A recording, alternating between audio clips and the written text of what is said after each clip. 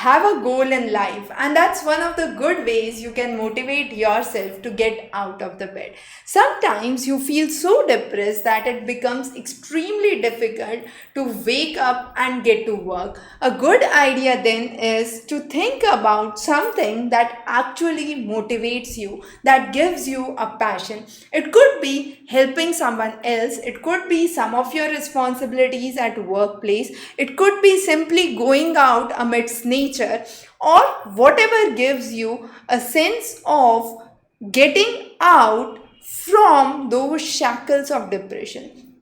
So, also a good way is not to plan too much, but to give thoughts their own way. That means take a period of 1 hour or 2 hour in advance and think about what you would do in those next 2 hours, and just get out of the bed with probably an idea to go out and check the nature.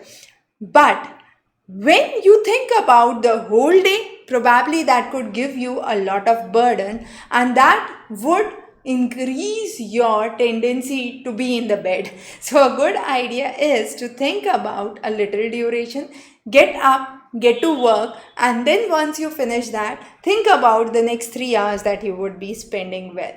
And that's one of the good techniques to handle your stress.